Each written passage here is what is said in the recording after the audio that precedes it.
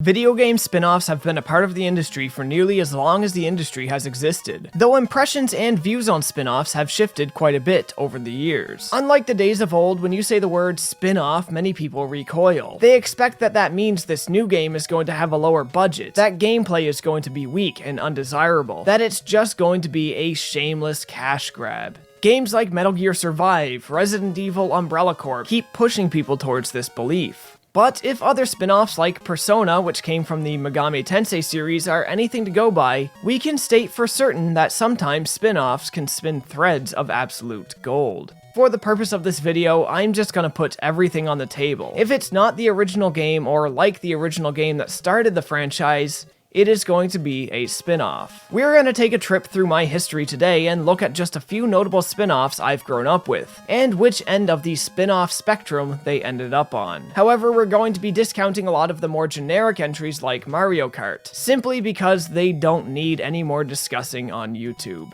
Now, let's go back to my early childhood.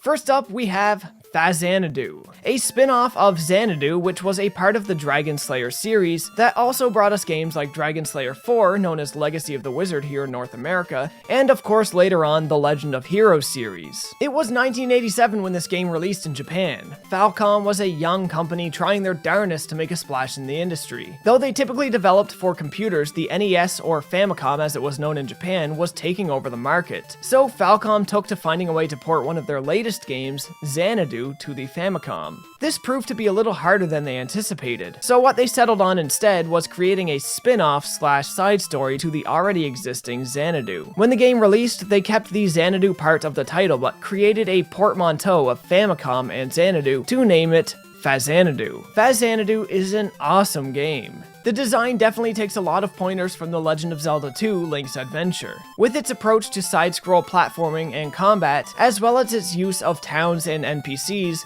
and its approach to enemies and currency. It made some improvements over Zelda 2 as well, where characters are given animated portraits while speaking, and brief cutscenes of sorts give the Famicom an opportunity to display its capabilities. For any fan of Zelda 2 and retro games in general, I'd say you shouldn't be sleeping on this old gem. It's definitely a great example of what action-adventure RPGs could be on an older system. It mostly still holds up today, and it can be had for a fairly cheap price. Though yes, it is quite a difficult title, but it's Falcom. Of course it's worth checking out. Now I know I discounted Mario Kart because it's a bit too typical, but let me whisper this one in your ear.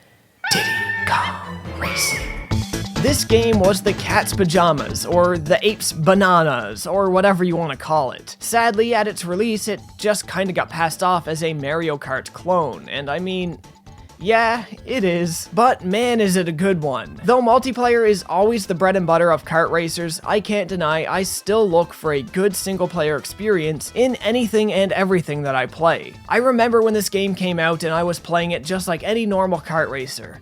But then I unlocked my first boss battle race. I learned that races can in fact be battles and involve strategy beyond just pacing your gas, brake, and item usage to avoid danger and handle turns smoother. It blew my tiny mind when I realized the key to winning this one race was to just wait for my opponent to exhaust himself. Sure, it may not seem like much to some people, but an explorable world, races with a purpose, strategic races with puzzle-like elements, and Conker from Conker's Bad Fur Day. Hell yeah, Diddy Kong Racing knew what was up. But not every game gets the idea of a spin-off right. Mortal Kombat was going through a weird time during the jump to 3D. I wasn't hot on Mortal Kombat 4, and to this day, I think Ultimate Mortal Kombat 3 is still my favorite of the series. But without a doubt, the worst Mortal Kombat game I ever played was the spin-off title, Mortal Kombat Mythology's Sub-Zero. This game is an absolute stain on the N64's library. I mean, yes, it came out on PlayStation as well, but that's not where I played it. The idea here was that Mortal Kombat characters would be getting their own spin-off games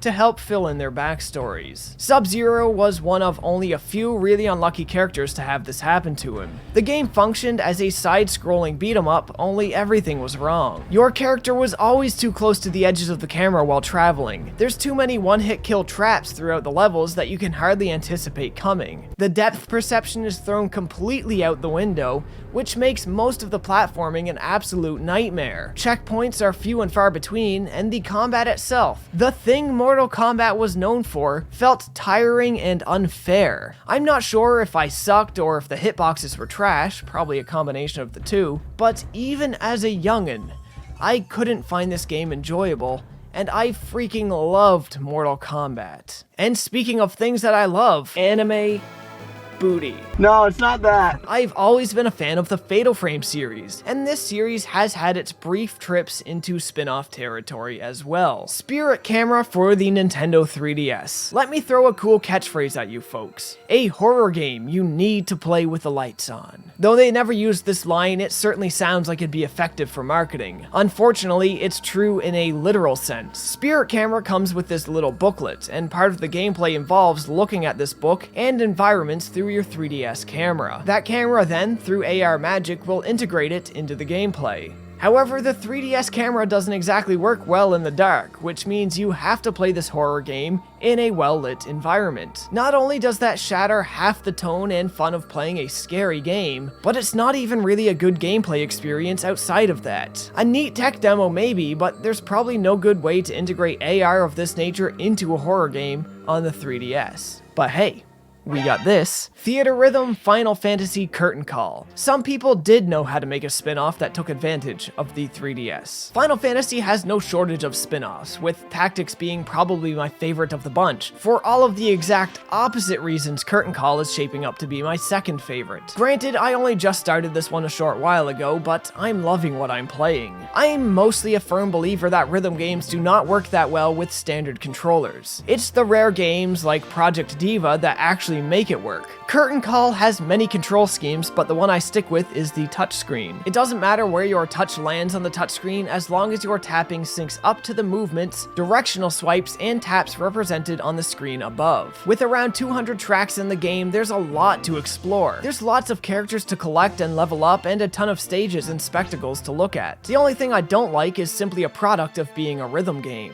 The background animations while you play are awesome, but I can never fully appreciate them because my eyes are glued to my beat markers. There's not much that can be done about that though, and it's not even really a complaint. Just me lamenting that I can't appreciate this for all it's worth. And while we're on the topic of Final Fantasy, I was also a big fan of Crystal Chronicles back in the day. A kind of isometric action RPG for the GameCube, with what I consider to be rather stunning graphics for the time. I guess you were supposed to play this with friends, but who even has those? I couldn't beat this game when I was younger. I got to a point where I felt like I was just stuck in a loop collecting water over and over again, and I just couldn't figure out how to get out of it. But I really enjoyed what I played regardless, and I wouldn't mind going back to this again someday. And of course, who could forget Shadow Hearts on the PlayStation 2? You know, besides basically everybody, because it pretty much seems forgotten. To be fair, I don't know if I can call this a spin-off. It seems to be a series, but the first title doesn't bear the Shadow Hearts namesake. Instead, it's called Kudelka, and people like myself go years not realizing the connection. Shadow Hearts is a cool game with a combat system that's basically made to appeal to me, what with its use of the Judgment Ring, which was later stolen for use in the amazing Lost Odyssey as well. Yeah, I've never beaten this game either. Actually, it's because I've never beaten it that I usually refrain from mentioning it on this channel. Way back in the day when my brother had a chipped PS2 and a giant binder of burnt video games, I used to just go through them all, just trying them out, but never actually completing any. When you have access to so much and you've done so little to get any of it, it's pretty easy to not give things the time and attention they deserve. This is actually how I first discovered Fatal Frame as well, and like I did with that series, I fully intend on going back and giving this one a full shake, but as it is right now, this is the only entry I've been able to track down, and it's not really a good place to start. Hyrule Warriors, a spin-off and mashup of both the Warriors franchise and of course The Legend of Zelda. Those spin-offs can often kill a series' momentum, sometimes they give it that extra spark needed to reignite your interest. I liked Warriors games back in the days of the PS2, but after so many years, I just kind of lost interest. When Hyrule Warriors was announced, that added element of high fantasy and large monsters definitely stoked my interest in the Musou genre once more. We bought this game on the Wii U on day one, and my fiance and I beat it from start to finish on co-op. Sure, the performance wasn't the best, but it was a hell of a lot of fun nonetheless, and it made a real lasting memory with her. The character roster was insane, and the added side content was unprecedented for the genre. Yet they still somehow managed to add even more content when they re-released the game on the Nintendo Switch just a few years later. Spin-offs and mashups during the Wii U era just seemed to be a thing in the air, as one of the best games still stuck on the Wii U was just that. Tokyo Mirage Sessions Sharp FE, a mashup of Shin Megami Tensei and Fire Emblem. This RPG may have been butchered a bit in localization with cut and altered content, but the core of the game, its story, and its gameplay was all here, and what remained was pretty rad. I don't think the game sold that much, and it didn't seem like stores where I lived got many copies, but it's definitely a good reason to still hang on to your Wii U. That is, at least if you like semi-retro styled turn-based RPGs with Fire Emblem and Shin Megami Tensei characters, and a whole bunch of idols doing battle. Right down to the look of the graphic style, TMS Sharp FE is basically Japan the game. The only thing I didn't like was how sometimes in battle, when you're selecting your next move, you're not looking at your enemies, you're looking at your character. Camera work in battle could have just used some work. But keeping on the topic of RPG spin-offs, Valkyria Revolution spun off from Valkyria Chronicles. You know, after the series having been silent in the West for so long, this spin-off was not a great way to bring it back. Valkyria Revolution is a wildly average action RPG that I think was supposed to require strategy to play, but it was so imbalanced and kind of unfinished feeling that the whole thing felt like an exercise in futility to me. Without a doubt, there's good ideas, but the execution is terribly lacking. It has its defenders, but for me this is one I file right beside Akiba's Beat, right under spin-offs nobody wanted. Yes, Akiba's Beat, spun off from the Akiba series, best known for Akiba's Strip. Akiba's Beat is a wannabe clone of Tales of and Persona, taking many of its battle ideas from the former and graphic choices from the latter. If you like annoying mascot characters, stiff combat, and repetitive dungeons backed up with lengthy and empty visual novel segments to tell a story that rarely goes anywhere, this may be for you, but oh boy could I just not with this one. But let's move out of the dark and dreary to what's possibly my favorite spin-off of all time, and that has to be Nier. More accurately, its sequel, Nier Automata, spun off from the Drakengard series, and oh no, I'm missing one. Nier is an incredible game that for many people put the series and its predecessor on the radar. Combining a great visual style with intense action combat, fun top-down shooter sections, incredible music, a deep and thought-provoking nihilistic character-driven narrative set in a world rich with history, cute-ass robots, cute robot asses, and your ability to push buttons to perform actions to make it all do stuff together, and man,